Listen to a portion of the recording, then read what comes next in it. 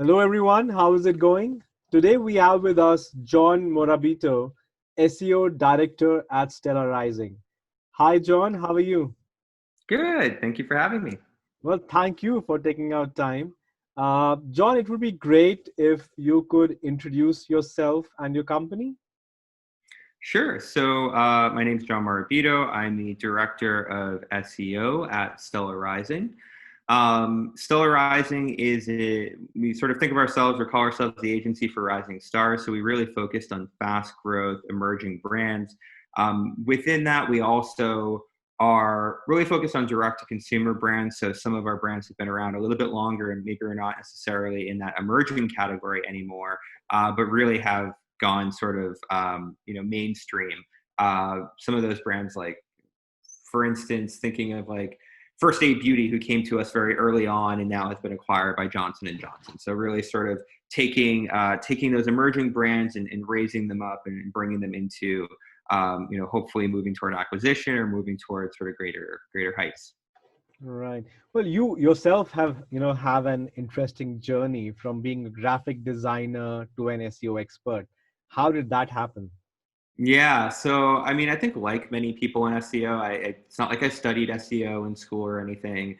I studied fine art photography and realized that the world of showing fine art was you're probably only going to make money once you were dead, if any. And so I started looking for stuff and found myself doing this job that was like it wasn't even so much graphic design as it was like Photoshop editing to start with, and then some graphic design where I would put teeth in like a photo of a person for a dentist. I worked for a dental consultant and I was doing dental imaging and putting nice teeth in people's faces. And he actually, so it was sort of serendipitous that it's this weird dental thing that I'm doing, but the guy that I work for happened to be like a genius marketer, and he was a consultant, and so his business was sitting on the phone and consulting people. And so I'm sitting in his home office 3 feet away from him, listening to him just deliver every bit of insight to these people who are paying him $50,000 a year to be part of his program. And he's divulging everything he knows about marketing, running a business, and running a practice. And I'm just like listening to everything. And so I did that for 2 years. And then I went off and started working at another place as a graphic designer. At this point, we were literally like making flyers to pass out to people walking around the street, doing, updating the website and stuff like that. And he was like, "Hey, it's a camera shop." And so cameras are going like this. If this is like 2015 or 14, more earlier than that, maybe around 12, when like cameras are just starting to die as an industry. Or like point and shoot is starting to die and camera shops are starting to go away. And he's like, "Hey, we should make a website for all these headphones that we have. Like, I think direct to consumer is going to be more of a thing. I think we should think about Amazon more." I mean, this is a guy who didn't really have any formal marketing education. I don't think he ever really worked as a marketer, but he ran a shop in Midtown Manhattan. And so this dude was like a really good marketer. He knew what he was talking about. Right. And so he was sort of a visionary in that sense and told me to build a website. So I built the website. And then he's like, "Can you get people to come to the website?" And so I figured out how to get people to come to the website, and sort of went from there. And so that's where I started my journey in SEO. Is really like as a graphic designer, built a website, and then started to try to get people there. So Right. yeah. Interesting. Well, you and your team have had over 20 nominations over the last 3 years, including a win from Search Engine Land Awards for Best SEO Agency in 2018. What is your secret sauce, man? Well, I mean, it's definitely not all me, but I would say that we've been really lucky to have some great clients who are really supportive of us entering these awards. So that's critical. Also, we've just been brought into I think we've been blessed to be brought into situations at sort of that right moment for a brand where I think it was like a video that Google had about how to hire an SEO, where they say like a good SEO can really only promote or accelerate the work that your brand is already doing, or something to that effect, right? And so if it wasn't for the fact that we get to work with brands that you have something cool to offer, and genuinely are good, then it'd be tougher for us. But aside from that, I would say that awards are like anything. It takes practice not only to get those types of results, but also to sort of get the attention of judges. And so if it's something that you put time and effort into and you're really passionate about doing, you can sort of generally find that success. Right. How do you see COVID-19 affect search?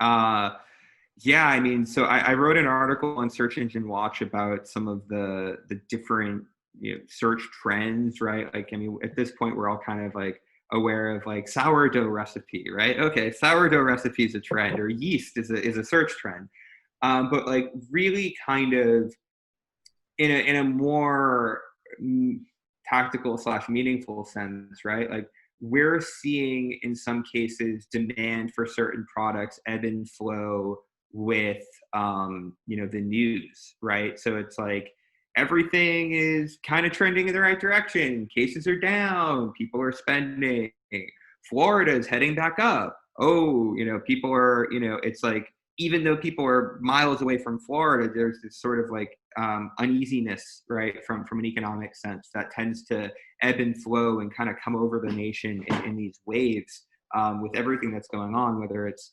COVID or the subsequent sort of, social unrest and sort of very just uprisings that occurred.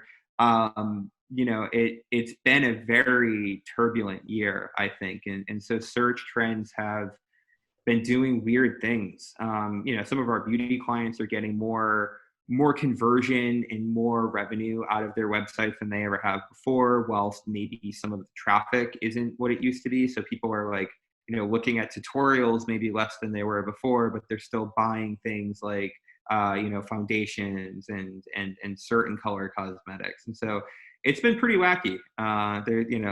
Industry by industry, there's definitely a lot of change happening. Yeah, I mean, even like offline. I mean, I went to a grocery store today and I could, like see like shelves and shelves of, ingredients. And, earlier Right. you used to go to a grocery store, you couldn't see those things like in front of you, right? Because people didn't have time to cook at home. Right. Yeah, definitely. I mean, I have been doing a lot of cooking much. So, I mean, even in terms of the brands we're talking to, right? More food brands, right? More talking to some digital kind of like grocers, if you will, kind of like not Instacart, but that type of stuff. Sort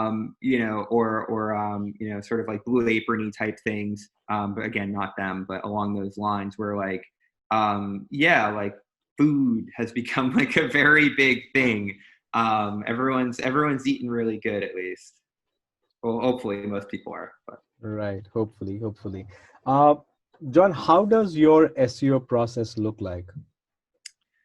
Yeah. So, I mean, I do all the same things that everyone else does, but I think coming from a little bit scrappier of a background and having it kind of be like, we need to make money now, kind of climate in my more formative years, I look to really maximize low-hanging fruit first, and that's kind of my thing. So sometimes agencies will come in and they'll want to execute a big technical audit and sort of pull out all the wires and tell you where all the problems are and say we need to very methodically make a plan for how we're going to prioritize and attack all of this work. We need to understand where all of the issues are before we pull any levers. It's sort of like, the comparison of a traditional versus agile development process, right? So I believe more in the agile SEO, which I'll have to throw out credit to Hamlet Baptista, who I think sort of coined the agile stuff, right? But for us, it's really about like identifying low-hanging fruit, implementing changes, getting some data back, understand what direction we're heading, and then sort of trying to build upon that. So for me, I'll do weird stuff sometimes, like change a bunch of title tags based on gut, right? Like it's like looking at some title tags and it's like, you don't have the town in here.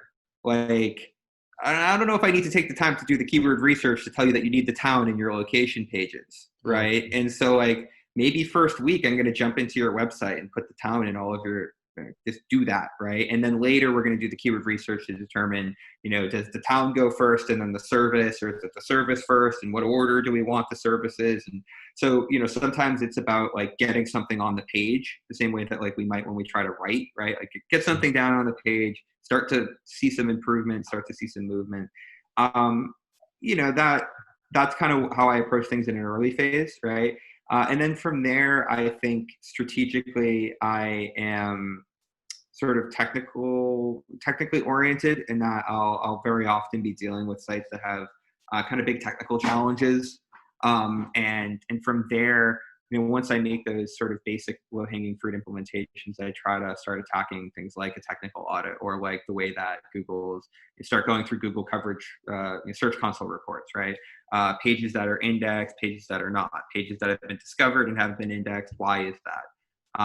And start to drill into that stuff. But I think maybe sort of the headline here is, I believe that even if you have all that nasty stuff going on and you've got horrible things in your coverage reports, if Google can at least crawl and get to the page, right, and you see your page in the index, you're probably going to get more benefit out of doing something like an initial pass of title tag and meta, or getting some good copy onto the pages that was previously missing, than pumping the brakes, looking at every issue, trying to figure out what's going on, solving those challenges, and then sort of making your optimizations. So I like to sort of do things in that order. Right. I start with technical stuff. It doesn't make sense. Absolutely. Right. Now, basically, what I would want to ask as a follow-up is, a lot of agencies, suffer where, maybe even when, in case of low-hanging fruits, they might have got, let's say, a page or a keyword from, let's say, the 100th to maybe the 15th position, or let's say the 11th position, right at the edge of the top 10 or the first page, and then suddenly they reach a plateau, and the keyword or that page doesn't improve in rankings. So at that stage, how do you look at the on page or the content of that page, and how do you, like, apart from the link building, how would you work on the on page? Yeah. So the first thing that I would probably do in that case is look at the intent of the query and make sure that the intent of our page actually aligns to the intent of what we think searchers want for that query. I usually do that by looking at, the types of search results that are there. So I'll give an example. We have wanted to create a page about red lipstick for one of our clients, right? And so one would think, kind of looking at that query, right, if you were just to look at the query and think, what type of page do I want from my arsenal of pages? It would probably be like a collection page with all of your red lipsticks. However, when you search that term, you see that it's really mostly like people talking about when to wear red lipstick and 10 shades of red lipstick and how to look sexy in red lipstick. And so it really is more of it's a who, what, when, where type question, even though it's not a question, right? So it's inferred that someone actually is asking for information more so than they're asking to purchase red lipstick. And so it's in that case that if I had gone and optimized the page, right, if I had not done that research first, which you should do it first, right? But let's say I didn't, and I created that page and I'm seeing it rank, but I'm just not seeing it push further, I would do that analysis of, is this even the right intent, right? And then in that case, I might try to maybe create a hybrid, right? Because I also want to sell stuff. So I would maybe try to add content to that category page such that I could maybe, I don't want to say trick Google, but give them enough information on that page that they thought it was worthy to be with those other articles that are about when you should wear red lipstick and how to look good in red lipstick, etc. So I would literally incorporate those types of question and answer, right, onto the category page in that particular case. Absolutely. It has definitely worked for us as well. Now it's like, it has become easier with so many tools out there which actually help you analyze the top 10 pages ranking for that keyword. So you can very easily see the intent. You can very easily see, the content used or the headings used, or, so that kind of has helped us a lot in planning the content of these pages. So yeah, absolutely, you're right. It's very important to see what Google is ranking for that term, rather than just going on your gut in that case. Yep, absolutely, absolutely. Right. John, what are your thoughts on, the latest core web vital report introduced by Google, and how will it affect SEO? Hmm. Um, so it's interesting because I feel like only one part of it is kind of new news, whereas like we always sort of knew that page speed was important. I do feel like it's nice that we have some more clarity about what exactly they're looking for, right? So you run a page through Google page speed test. Lab results, or the average load time for users, like which are they really concerned with, what makes up the ranking factor, right? Like now we know, right? It's what users are actually experiencing, and you need to be, I believe it's above the 75th percentile, Yeah. right? So like 75% of your users need to experience these pages at below these different sort of like barrier or thresholds that they've identified for each of the core web vitals. It's more clear information than we've had previously about what they're looking for from us for page speed. It's less data points too, right? It's like these three, focus Yeah, on the these three three three things. pointers. Yeah. Yeah, right. And we focus on those metrics, and so I like it in that regard. We've been encouraging clients that page speed is important since 2015, or maybe even earlier. And really, when we start working with some of these JavaScript websites, and you physically try to crawl it yourself, and it takes 2 days to crawl the website, Right. like so page speed can really, really, really impact the way that Google experiences the website, let alone kind of this like ranking benefit, right? Not to get off on a tangent here, but you have to kind of think about why Google wants people to do things. Yes, they want good user experience, but also the longer a page takes to load, the more data you have to load from the page, the more expensive it is for Google. So a Right. faster web is a cheaper web for Google. That's a good one. That's a good one. That's a good one. The one thing I'll say, the last thing I'll say about that is the cumulative layout shift. I think it's a cool step in the right direction. Again, speaking specifically about, we've always known that Google wants a positive user experience for people, Right. but specifically what that means and what that looks like, I think we're getting some more explicit information than we previously had. Right. Absolutely. Absolutely. Uh, John, according to you, would spending time on branded search, does it make sense for every business? I do. I think so. Yeah. Yeah. I think every business, even the really small ones, like going back to that little headphone shop. Yeah. I distinctly remember starting to work on brand search back then and making sure, like, what happens when I search Audio 46 contact, or what happens when I search Audio 46 return policy? Am I seeing the right page? Does the page have a good title tag, a good meta description? Honestly, in my early days of SEO, this is going back 6-7 years ago, I wasn't really thinking about that. So I don't know that my contact page had a good title tag or a good meta description. It was probably just like contact bar brand.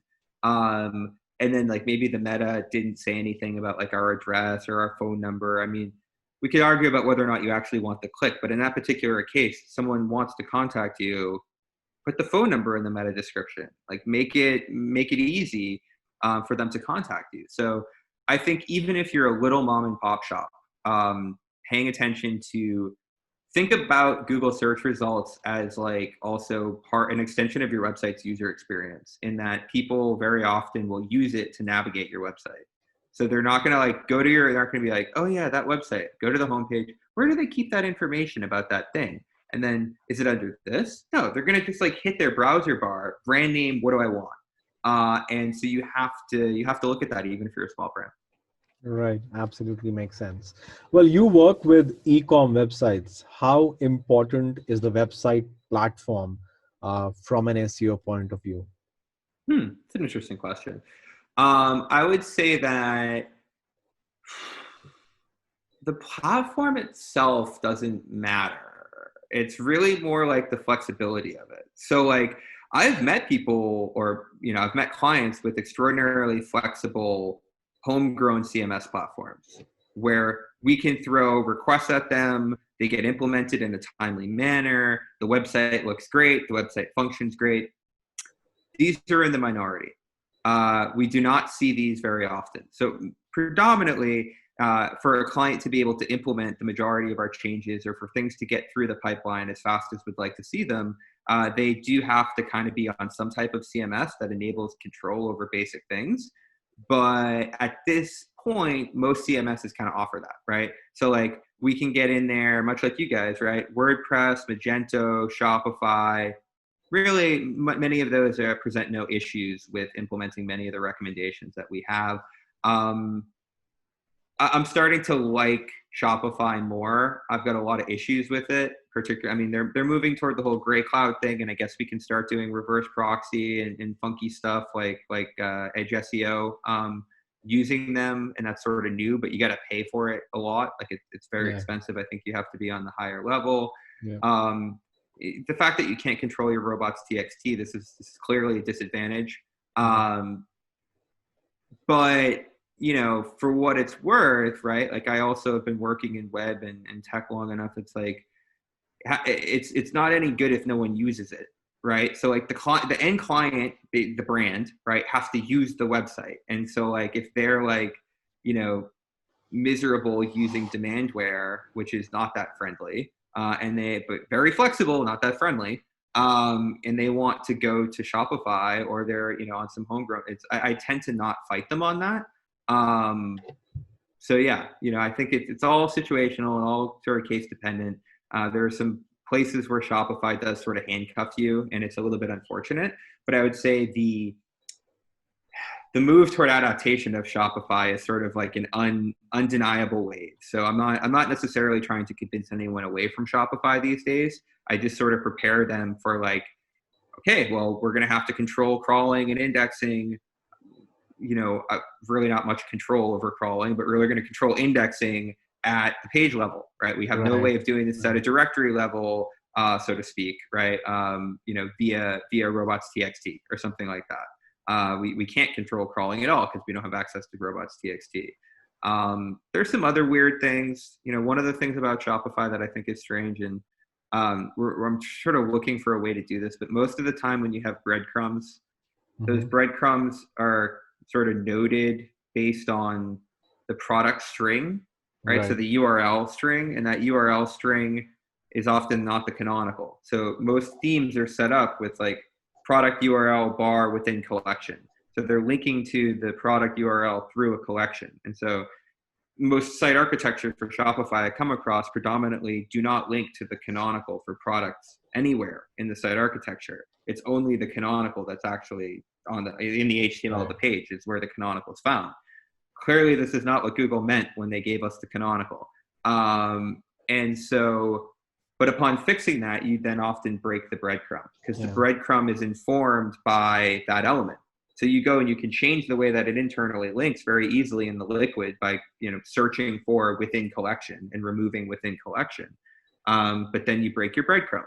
So I know that there's probably Shopify developers out there that are like, oh, well, you could do this and this and that and this and that, but try telling that to a client, and then someone has to go do that. Someone has to code the theme to look for the default category, to represent the default category in the breadcrumb. Like the theme didn't come like that. Everyone's starting from some theme, and then every development shop out there is going to tell you that's extra hours. Like, oh, sorry, we're not doing that for free.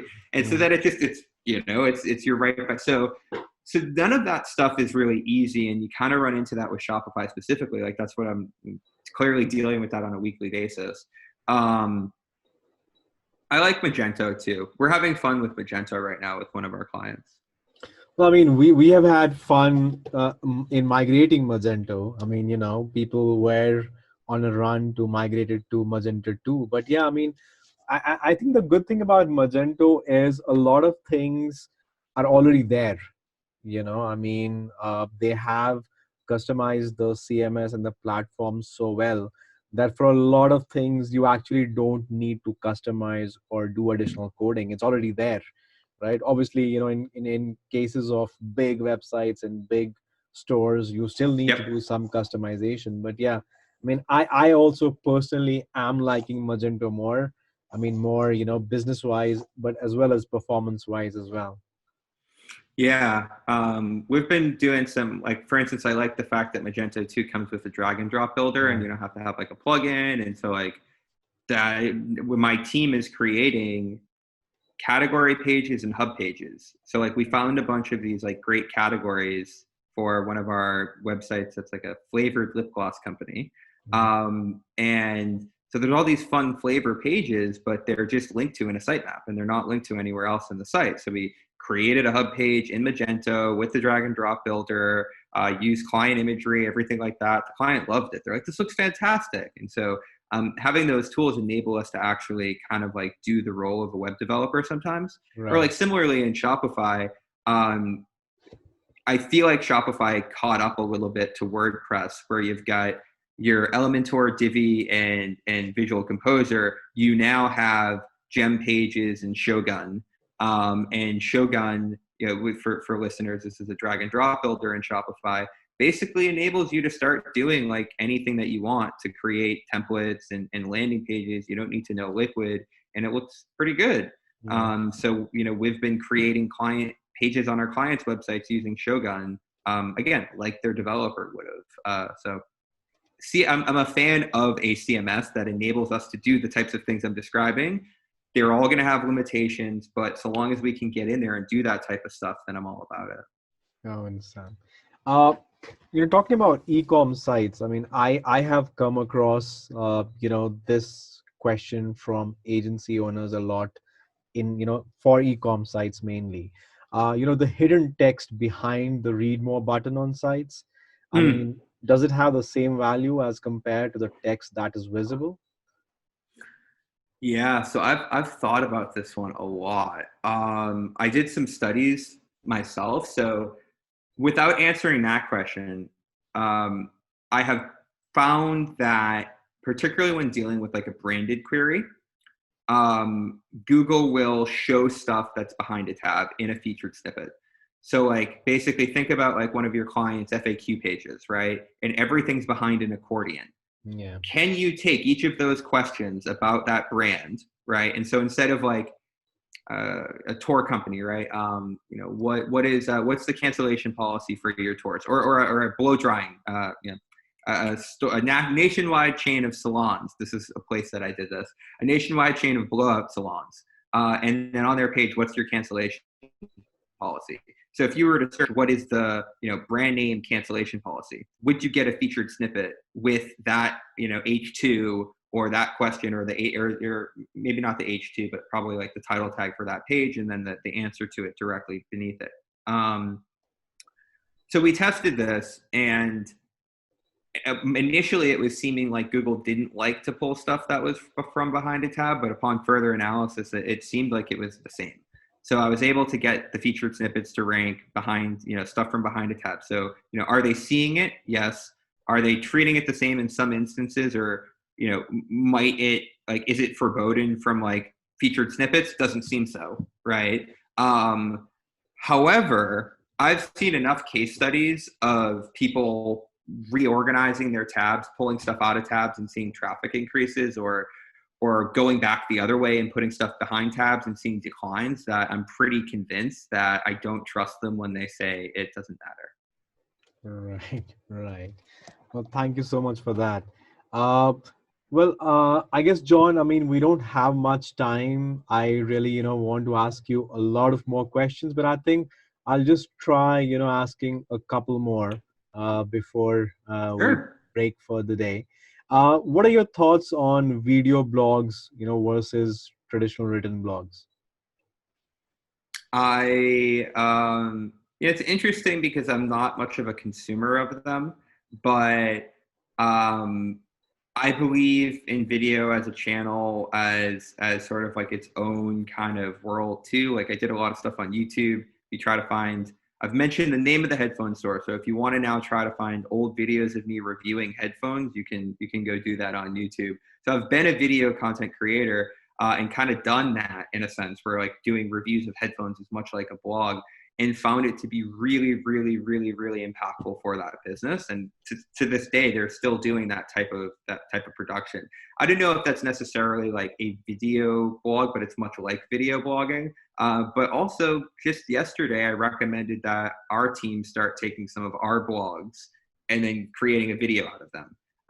I think I might have seen a tweet from like Tim at Ahrefs, something about how Ahrefs like, grew a massive audience of repurposing blogs for YouTube. And I was like, you know what, we should be doing that too. And I've obviously thought about that in my past before, but I think it's a great idea. It's just not something I do a lot of myself, nor is it something that I personally consume a lot of. Like I'll watch some people's vlogs, but not a whole lot. But I still think it's a good idea.